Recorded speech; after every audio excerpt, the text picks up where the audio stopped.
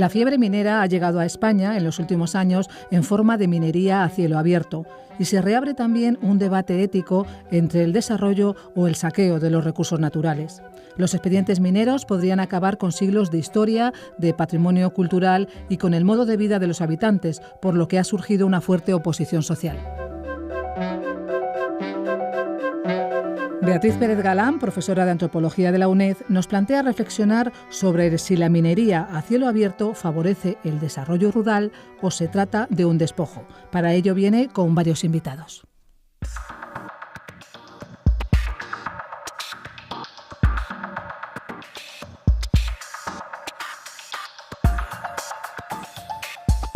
La minería a cielo abierto es una actividad industrial que consiste en la remoción de grandes cantidades de suelo y subsuelo que es posteriormente procesado para extraer el mineral. Este mineral puede estar presente en concentraciones muy bajas en relación con la cantidad del material removido. Para desarrollar este proceso se requiere que el yacimiento abarque grandes extensiones y que se encuentre cerca de la superficie en la que se cavan cráteres. Gracias a las innovaciones tecnológicas, las minas a cielo abierto modernas pueden llegar a ocupar más de 100 hectáreas y entre 200 y 800 metros de profundidad. Existe un consenso en la literatura al afirmar que ninguna actividad industrial en la actualidad es tan agresiva, ambiental, social y culturalmente como la minería a cielo abierto. Entre las razones se encuentran las dimensiones del terreno que afecta, a las que hacíamos alusión, el hecho de que esta extracción se puede hacer en bosques tropicales, laderas de montaña, cuencas hidrográficas, suelos agrícolas e incluso en pueblos habitados.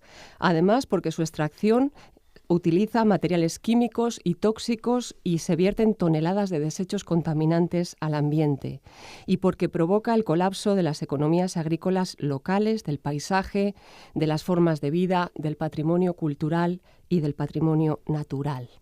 Después de décadas de megaminería a cielo abierto en América Latina, África y Asia, la fiebre de la minería a cielo abierto ha desembarcado en España en la última década, de una forma desordenada, generalizada e indiscriminada. Actualmente se calculan más de 2.000 nuevos permisos concedidos o en trámite. Se habla de España como la nueva frontera sur de Europa de la minería a cielo abierto. Para hablar de todos estos temas, para hablar de cuáles son las razones de este boom de la minería metalífera a cielo abierto en España, de cuál es el coste económico, paisajístico, cultural, en la salud y de cuál es el marco normativo y legal que está permitiendo la implantación de las grandes transnacionales de la minería en España, tenemos a tres expertos en la materia. Jorge Juan de Dios es economista y experto en desarrollo rural. Ha trabajado en la Fundación Asocio de Ávila gestionando programas de desarrollo rural y en la actualidad es gerente de Salarca, una sociedad cooperativa de iniciativa social y coordinador de proyectos de cooperación.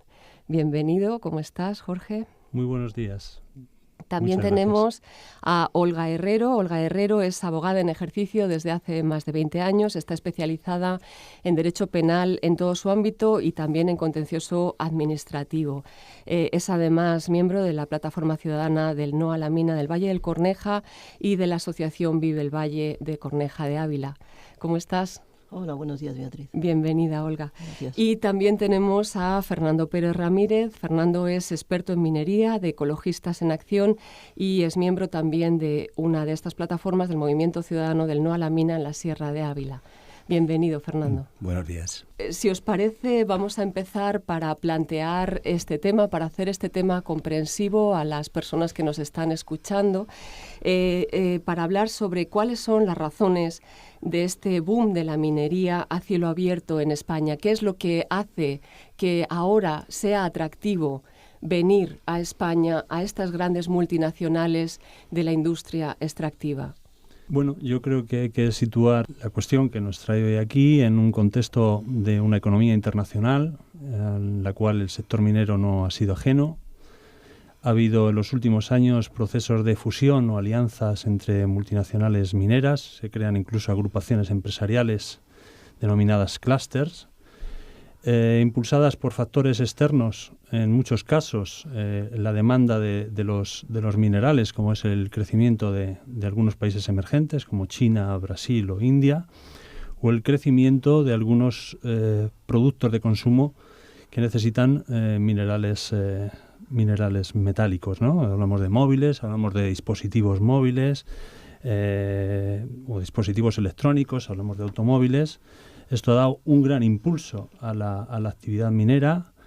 En la formación, al final, desde el ámbito de la economía internacional, estamos asistiendo a la formación de cadenas de valor global, y esto se traduce en que existen una gran cantidad de eslabones, desde la producción del mineral hasta que se enriquece y pasa a ser un producto intermedio en estas industrias del automóvil, a la que hacíamos referencia, aparatos electrónicos o maquinaria y equipos. Hablamos del litio para las baterías de coches eléctricos, hablamos del wolframio para herramientas de corte por su gran resistencia, o del coltán, ¿no?, para que forme parte del producto final, que es el móvil que todos consumimos, ¿no?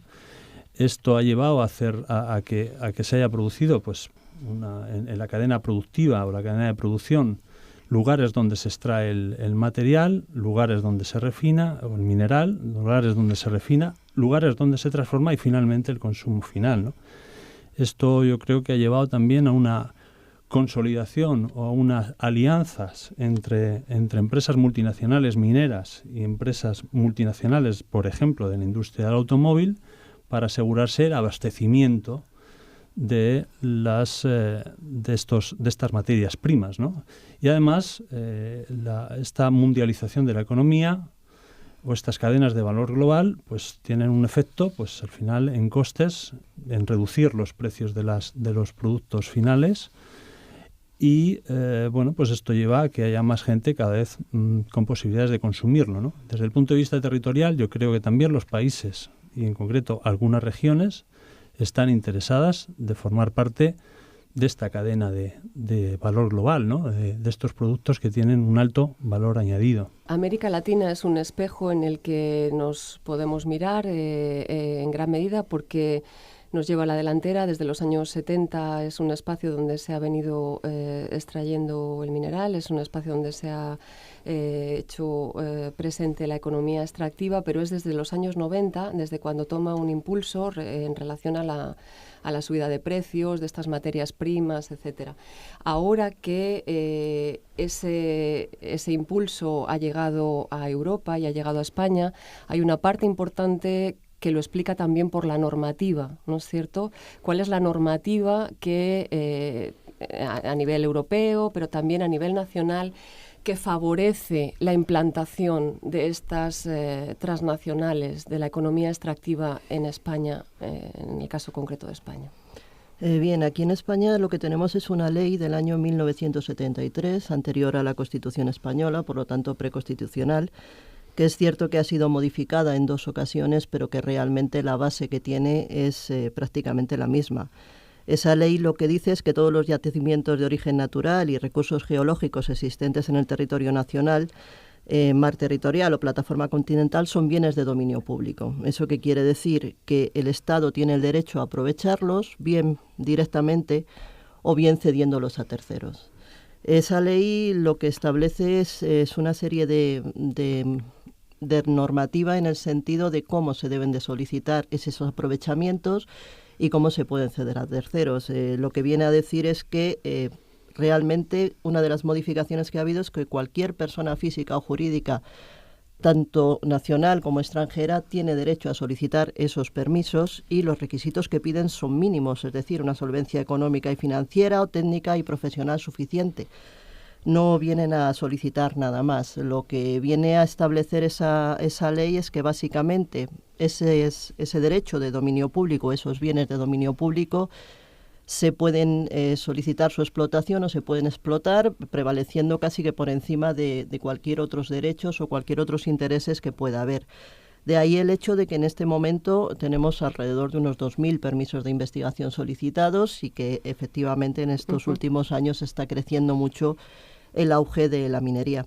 A ello, además, tenemos que añadir normativas europeas. En el año 2008, el Comité Económico y Social de la Unión Europea hizo un dictamen llamado La minería no energética en Europa, en el cual recomendaban una nueva legislación o legislar mejor en el marco jurídico y para la solicitud de la concesión de permisos, incrementar la compatibilidad de la extracción de los minerales con la protección al medio ambiente y crear un centro geológico europeo basado en por las capacidades de los estados para poder explotar estos yacimientos. Lo que se pretende un poco es que sea la propia Unión Europea la que se autoabastezca, por decirlo así, de los minerales que existen. Eso ha llevado a modificar normativas en las competencias en el ámbito de la concesión de permisos. Son competencias autonómicas dentro de España y cada comunidad autónoma de alguna manera lo ha intentado legislar y regular y nos hemos encontrado modificaciones incluso en las leyes de urbanismo autonómicas en los últimos tiempos, centradas sobre todo en eso, en fomentar la posibilidad de que se puedan conceder esos permisos mineros con mayor facilidad. Y esto se transforma también en estrategias a nivel de las a nivel de las comunidades autónomas, en estrategias mineras, y se habla, por ejemplo, de minería sostenible como parte de esas estrategias. Sí, se pretende hacer que la minería se incluya dentro de las actividades productivas, por decirlo así, fomentar que la minería sea incremente de la manera que se considere lo que vienen a llamar sostenible, es decir, que puedan ser un medio más para poder incrementar la economía de la zona, de las zonas rurales, sobre todo, que es en donde más están estos permisos de investigación. De hecho, es que además la Unión Europea, a partir de esa directiva del año 2008, ha estado desarrollando diferentes programas para fomentar esa minería. Entre ellos, el programa es la Estrategia Europa 2020 o el programa Horizon, que lo que pretende es además subvencionar esos permisos que puedan resultar interesantes para facilitar que se puedan explotar los recursos minerales en todas las zonas de la Unión Europea. Y en eso es en lo que se ha basado mucho España para la modificación en las autonomías, en las comunidades autónomas, de esas leyes para hacerlas todavía más permisivas de lo que ya son. ¿Es factible, es posible? ¿Qué pensáis desde un punto de vista ecológico, medioambiental, cuando escucháis hablar sobre minería sostenible? Sí, nosotros en principio entendemos o creemos de que hay una cierta confusión entre término sostenible y viable. Es decir, la minería o cualquier actividades económicas evidentemente pueden llegar a ser viables. Sin embargo, entendemos que no se entiende el término sostenible. Para nosotros, sostenible son aquellas actividades económicas que respetan el resto de actividades económicas y, evidentemente, respetar el entorno y medio ambiente natural, porque, al fin y al cabo, toda actividad económica en entorno rural se basa en ese medio entorno natural. Entendemos que la minería a cielo abierto no es sostenible. Es viable, pero no es sostenible. Y no lo es porque realmente lo que su objetivo es la extracción de esos minerales, y especialmente la de a cielo abierto es con la destrucción de ese entorno natural, haciendo una serie de cráteres, como comentaba Beatriz en un principio, y todo este tipo de cosas. Entonces entendemos que no es sostenible. No es sostenible tampoco en el tiempo. Las minerías actualmente de metálicas, que es la que está más en boga, normalmente tienen una vida de entre 10 y 15 años normalmente, aunque realmente los permisos de explotación son de hasta 30 años, pero lo que tenemos visto son 10, 15, 20 años. Una vez que durante esos 10, 15, 20 años esa minería ha ahogado el resto de actividades económicas, las actualmente culturales actuales, como puede ser la ganadería, puede ser la agricultura, puede ser un cierto turismo. En zonas de España tienen grandes paisajes y grandes zonas turísticas y hay una actividad económica en torno a ese turismo, tanto de casas rurales como hostelería, como actividades agroalimentarias, etcétera, que entendemos que serían impactadas gravemente, incluso casi prácticamente eliminadas por la minería en las zonas donde se establezca la minería, ¿no? Por eso entendemos que no es sostenible. No es sostenible y entendemos que no es interesante. Yo sí quería añadir, respecto al boom de la minería, me gustaría establecer también una serie de variables de por qué está el boom de la minería. O sea, es cierto que estamos en una sociedad consumista, una sociedad que cada vez demanda más aparatos electrónicos, también realmente por lo que llamamos obsolescencia programada, por la cual un aparato electrónico, una batería, etcétera, tiene una vida estimada de un cierto término, un cierto tiempo. Acabado ese cierto tiempo, a veces es mucho más barato con las ofertas comerciales que hay, sustituirlo por otro elemento electrónico diferente, ya sea un smartphone o ya sea lo que sea, o sea otra batería, una nueva que no repara la actual. Esa obsolescencia programada, todo eso, ese material, realmente entendemos que no se recicla, es decir, lo que se envía a países tercermundistas, en su momento era África, ahora con grandes problemas está yendo hacia el Asia, parte de Tailandia, etcétera, todo eso, y realmente son una especie de vertederos de la electrónica de los países desarrollados. Uh-huh. Y entendemos que no les interesa realmente reciclar porque digamos que la cadena de producción ya está establecida. Uh-huh. Hay una estación minera, hay una serie de procesamiento de ese mineral extraído a base de, como decía Beatriz, de lixiviados con productos químicos, ¿no? Por ejemplo, con el oro con cianuro, con el feldespato con ácido fluorhídrico, que se almacenan en balsas, etcétera, y luego hay una manufacturación de todo eso y se hace. Esa cadena está establecida, el hecho de tener que reciclar, tener que extraer lo que ya hay en esos teléfonos móviles, digamos, ya obsoletos, o ese tipo de cosas, por el momento no se hace. Entendemos que es algo que las administraciones deberían actuar. Es cierto que necesitamos minerales, pero es cierto que ya los tenemos, sin tener que extraer también. Es decir, tenemos que falta una política en ese sentido. Uh-huh, uh-huh. También me gustaría apuntar también el porqué del boom de la minería ahora mismo y específicamente la de cielo abierto. Uh-huh. O sea, básicamente, o al menos en el entorno de España, había mucha minería, pero prácticamente, por lo menos en zona de carbón, eran minerías subterráneas. Uh-huh. Son minerías que tienen un alto coste de personal, porque al ser subterráneas necesita coste tanto de perforadores como trencillos para sacarlo, es decir, tiene un alto coste de personal. Y mucha minería metálica, no digamos que no interesaba o no se realizaba realmente la minería de ella, porque esos gastos o esos costes eran demasiado superiores para el beneficio que se puede encontrar en base a la densidad del mineral que se quería sacar en ese determinado. En los últimos años ha habido un gran avance en el tema de maquinaria pesada.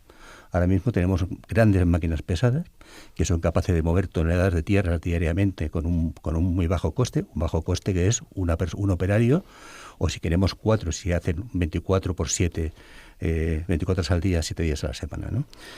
Con eso manejan al día, mueven montones de toneladas de tierra. Para dar un dato, por ejemplo, las minas de oro de Asturias, la propia empresa dice que de cada tonelada de tierra realmente saca 1 gramo de oro. Tenemos que pensar que para poder sacar 1 kilo de oro tienen que pasar a mover 1.000 toneladas de tierra. Uh-huh. Y no sé, es decir, si evaluamos económicamente realmente el tema, la cantidad de movimiento de tierra que tienen que hacer o el impacto que tienen que hacer sobre esto para poder sacar el beneficio es muy grande. Ese es el gran problema que vemos y vemos que ahí viene el boom. Ahora mismo es mucho más barato, tiene menos coste de obra, es una máquina el poder, digamos, hacer la minería a cielo abierto. Y entendemos que por eso está todo el mundo yendo hacia cielo abierto, que entendemos que es una minería, como digo, no sostenible. Y además, para extraer esta minería moderna, ¿no? de la segunda mitad del siglo XX, con estas innovaciones tecnológicas que hacen que haya cada vez menos mineral y que sea menos puro y por lo tanto haya que remover todavía más cantidad de tierra, es decir, los cráteres tienen que ser mucho más grandes y el impacto ambiental, paisajístico, humano y los costos territoriales mucho mayores. En esta falsa, desde mi punto de vista, polémica entre desarrollo o ecología, creo que de lo que estamos hablando, de lo que se está hablando es de que existe un modelo de desarrollo, este modelo de desarrollo que pasa por el extractivismo, que no es tal cosa, que no es un modelo de desarrollo. Este modelo de desarrollo rural, que también en muchos casos se llama desarrollo sostenible, pero no es tal cosa. ¿Cómo está operando en esta lógica de la industria extractiva en el caso concreto de España, ¿no? de este boom? Bien, a mí me parece que en efecto en esta participación lógica, ¿no? o especializada o de altamente especializada en esta cadena de valor global y estos eslabones de los que hablamos, y hay cierta especialización de ciertas regiones en el extractivismo, en la extracción del mineral y otros en el procesamiento o en el enriquecimiento otros en lo que es el producto intermedio hasta el producto final, yo creo que sí que en esa lógica de la cadena de valor no se distribuyen de forma equitativa los costes y los beneficios. Es decir, los eslabones iniciales de la cadena suelen recibir los grandes impactos de los que hemos hablado en la salud, en el medio ambiente, incluso impacto en las economías y las sociedades locales, en tanto que los eslabones finales, que son los que el mayor valor añadido aportan a ese producto, pues son los que se benefician de un empleo y de unas rentas en sus regiones, ¿no?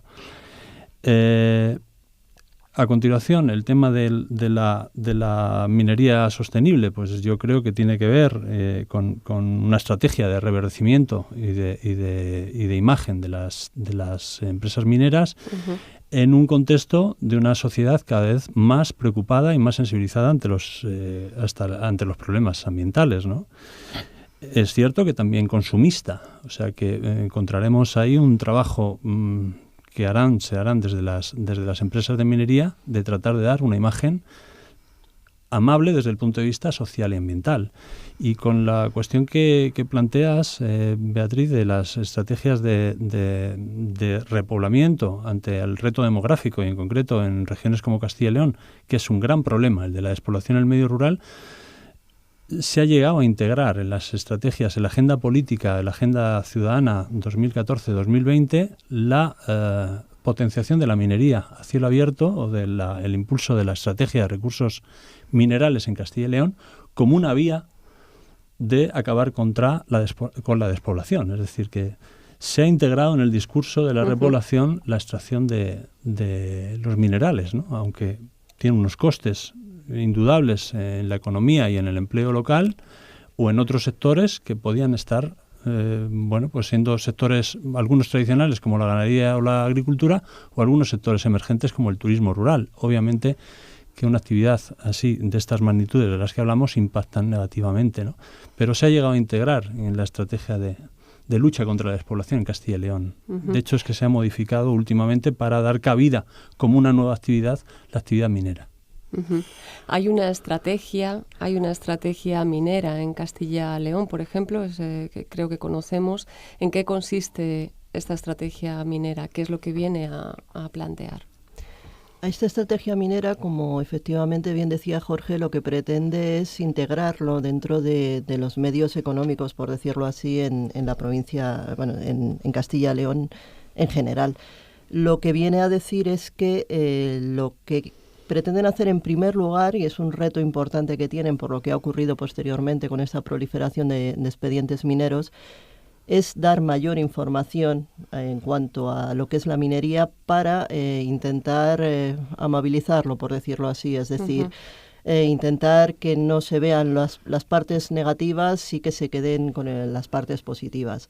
Pretenden incorporarlo dentro de la economía de la región, manifestando que lo que hace es fomentar el empleo, y el empleo en ese sentido sostenible. Lo que ocurre es que, como estabais comentando antes, las minas a cielo abierto, tanto por la maquinaria como por el personal, en primer lugar por el tema de la maquinaria ya se reducen bastante los puestos de trabajo, y en segundo lugar esos puestos de trabajo son puestos de trabajo especializados, es decir, que si nos movemos en zonas de ámbito rural donde sus modos de vida habitualmente son la agricultura, son la ganadería, no hay personal especializado en ese sentido, con lo cual la estrategia minera también lo que viene a incluir es el hecho de realizar cursos y formación a personas de la zona de Castilla y León en este caso para que efectivamente se puedan integrar dentro de sus puestos de trabajo, lo que ya evidencia que tienen claro en un principio que no van a ser ocupados por personas de estas zonas.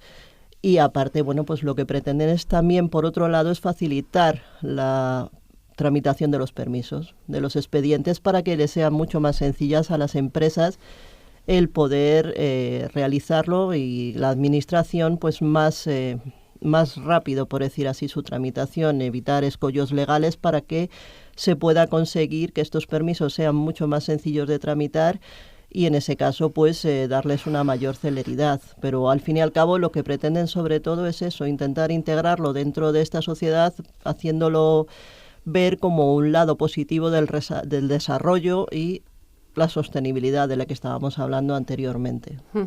En este planteamiento, en este modelo de desarrollo rural que creemos, que nos parece, ¿no?, que tiene una gran contradicción, ¿no?, en la medida en que hay que elegir entre o desarrollo o ese desarrollo o ecología, entonces entendemos que no es un modelo válido, que no es un modelo sostenible. Se da la circunstancia de que muchos de los territorios afectados por estos expedientes, por estos más de 2.000 expedientes que hay en España actualmente en tramitación, en distintas fases de tramitación, se encuentran en regiones protegidas, en regiones que tienen algún tipo de protección ambiental, o bien forman parte de la Red Natura o están en parques naturales, en algo que a mí me parece, en una situación que me parece muy similar a lo que ocurre también en América Latina, cuando algunos de esos espacios están incluso en parques, en reservas de la biosfera, ¿no? Entonces, esto no solo no es un freno, sino que además es vendido como una especie de coste-oportunidad, ¿no? ¿Cómo podemos entender esta aparente contradicción? Si hablamos de Castilla y León, por ejemplo, por concretar, el suelo rústico, digamos, tenemos varios tipos de suelo rústico según la ley urbanística de Castilla y León, que es la que se quiere cambiar o están en trámite de intentar cambiar. Esa ley de urbanismo lo que dice es que el territorio rústico se divide en tipos de territorio rústico. Hay un suelo rústico común, hay un suelo rústico, una serie de suelo rústico protegido, hay suelo rústico cultural, protegido natural, protegido agropecuario. Hay un suelo rústico determinado para actividades extractivas, en los cuales hay que alegar y hay que motivar por qué se hace como actividad extractiva en base al interés de minerales que hay en ese terreno, etcétera. Lo que se intenta ahora, de alguna manera, es que la minería, en cada suelo, digamos, hay actividades permitidas, actividades autorizables excepcionalmente, que tiene que ser autorizada por una Comisión Territorial de Urbanismo y Medio Ambiente de la Junta de Castilla y León, y prohibidas. En el caso de terreno rústico protegido, natural, cultural y agropecuario, estaba estrictamente prohibido y es algo que se quiere cambiar. Es cierto, por ejemplo, que si entra en Red Natura 2000, ahí tiene también cosas que ver la Comunidad Europea, porque hay una directiva de hábitats de la Comunidad Europea que regula realmente los espacios Natura 2000. También es cierto de que estos planes, digamos, que como bien dijo Olga, provienen de Europa y vienen del Horizonte 2020 en cuanto a financiación. Hay un proyecto que se llama Mireu, donde hay 30 socios, de los cuales hay 17 regiones europeas, entre ellas Castilla y León, a través de sus empresas. Lo que pretenden de alguna forma es intentar que en Red Natura 2000 también entienden que tiene que ser una actividad viable, digamos, la minería, ¿no? Uh-huh. Intentan desarrollarla. Nosotros entendemos, de hecho, que realmente Castilla y León, yo entiendo por directriz de Europa y tal, sí está promoviendo la minería. De hecho, redactó un plan estratégico de recursos minerales que salió información pública en 2017, se aprobó definitivamente en agosto de 2017, y en cuanto a puesto de trabajo, como hablaba Olga, ahí dan datos muy claros. En ese propio informe oficial, en base a datos del Ministerio de Industria, dice que minería no extractiva a nivel estatal, la media de puestos de trabajo por explotación minera son 8,5, y a nivel de la Junta de Castilla y León, o de Castilla y León, sería 6,33. Es evidente que nosotros entendemos de que no es una actividad realmente interesante o de interés público como parece que tiene que ser, que de hecho la ley de minería lo cataloga como tal, ¿no? Sino que más bien es al contrario. En cuanto a las formas de acción, ya para terminar este programa, posteriormente seguiremos conversando en un segundo programa sobre estas formas de acción, ¿no?, que se centran en los actores locales, los nuevos movimientos sociales, en las organizaciones de justicia ambiental. También, al mismo tiempo que el boom de la minería, han surgido estas organizaciones también en toda España, ¿no?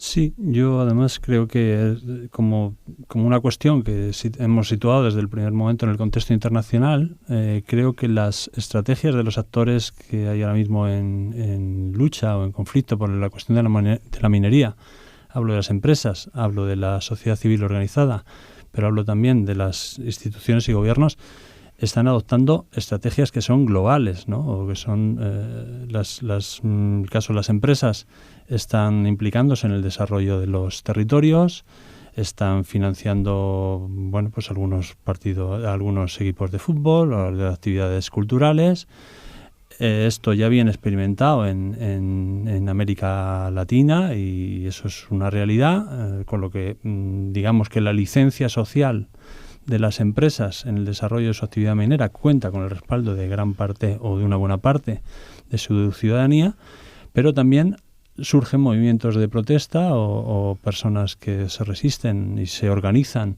en contra de estos proyectos mineros y también recurren a instrumentos o vías o herramientas o metodologías que son globales, ¿no? Ellos buscan alianzas en su territorio, buscan alianzas en territorios vecinos, incluso a nivel nacional, e incluso se posicionan ante el Día Mundial de la Minería a cielo abierto, es decir, tratan de participar en atlas de justicia ambiental o en formas de visibilización internacional del conflicto, y esto me parece muy importante también, ¿no? Las estrategias son globales, las resistencias son globales también, ¿no?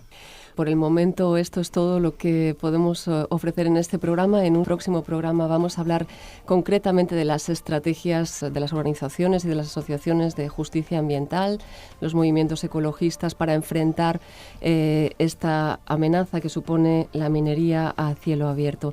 Os doy las gracias, Olga, Fernando y Jorge, por haber estado aquí. Muchas gracias. Gracias a vosotros. Gracias.